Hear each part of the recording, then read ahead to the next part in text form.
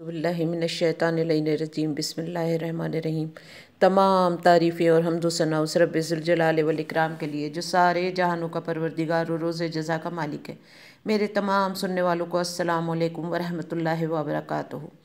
جیسے کہ اس بابرکت مہینے میں ماشاءاللہ مختلف اعمال اور مختلف وظائف ہیں، اسی طرح سے اب جو راتیں آ رہی ہیں اور دن آ رہے ہیں وہ انتہائی اہم ہیں، جن میں 13، 14، 15 اعمال عمل داود۔ یہ پہلے یہ بتا دیں کہ یہ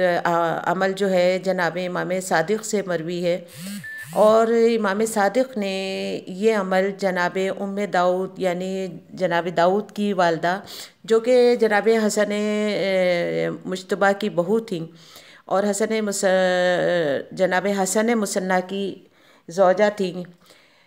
آپ عبداللہ ابن ابراہیم کی بیٹی تھیں، اور آپ نے جناب صادق کی پرورش بھی کی تھی اور آپ ان کی رضائی ماں بھی تھیں۔ ان کے بیٹے جناب داود تھے، جو کہ منصور دوانکی نے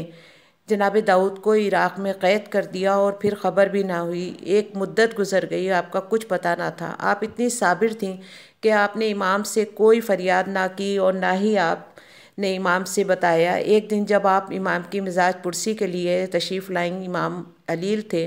تو امام نے پوچھا کہ داؤد کی سناؤ۔ آپ نے بتایا وہ تو قید میں ہیں، اب آپ نے پوچھا ہے تو آپ ان کے لیے دعا کریں۔ آپ نے کہا نہیں،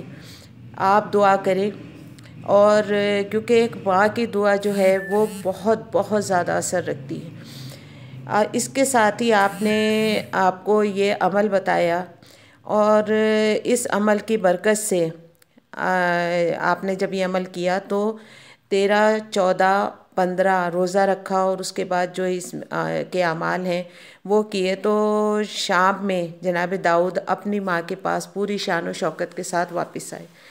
یہ عمل بہت مجرب ہے، انتہائی خشوع و خضوع کے ساتھ کرنے والا ہے، اور بہت بہت زیادہ یہ اپنے اندر اثر انگیزی رکھتا ہے۔ یہ حاجتوں کے پورا ہونے اور کشف و کرامات اور ظالموں کے دور کرنے میں بے حد مؤثر ہے۔ اس کا طریقہ یہ ہے کہ 13، 14 اور 15 کو روزہ رکھیں، اور جب 15 کا دن آئے تو زوال کے وقت غسل کریں، اور زوال کے بعد نماز ظہر و عصر کو بجا لائیں، بہترین رکوع و سجود کے ساتھ تنہائی کا مقام ہو، اور کوئی چیز اور اس کو مشغول نہ کریں،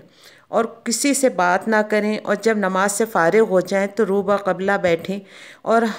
سورہ حمد کو 100 مرتبہ، سورہ اخلاص کو 100 مرتبہ، آیت الکرسی 10 مرتبہ، اس کے بعد سورہ انعام، سورہ بنی اسرائیل، سورہ کہف، سورہ لقمان، سورہ یاسین، سورہ صفات، حامیم سجدہ، حامیم، سورہ دہقان، سورہ فتح، سورہ واقعہ، سورہ ملک، سورہ نون، اور اس کے بعد اذا السماء انشقت کے بعد کے تمام سورے یعنی آخر قرآن تک پڑھیں، اور اس سے فارغ ہو کر قبلہ رو بیٹھ جائیں، اور پھر مفاتی میں جو عمل داؤد کے دعا ہے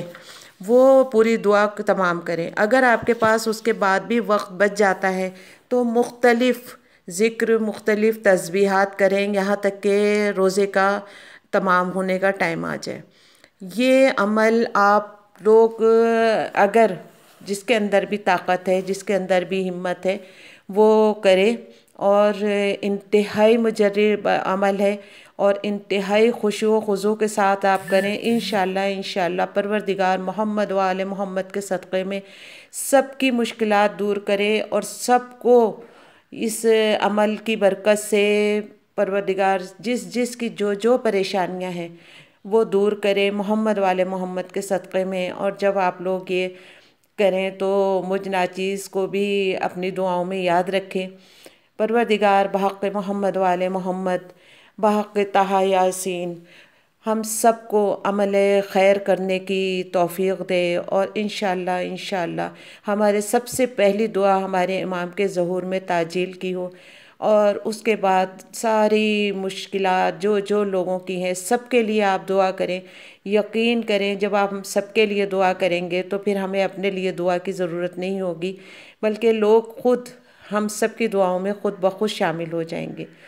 یہ ایک چھوٹی سی کاوش ہے، آپ لوگوں کو اگر اچھی لگے تو پلیز اس کو لائک کریں، سبسکرائب کریں، اور کمنٹس میں ضرور بتائیں کہ آپ کو یہ چینل میں جو بھی آپ کو اس میں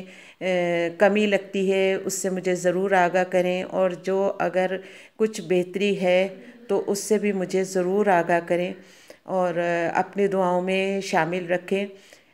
والسلام علیکم ورحمۃ اللہ وبرکاتہ۔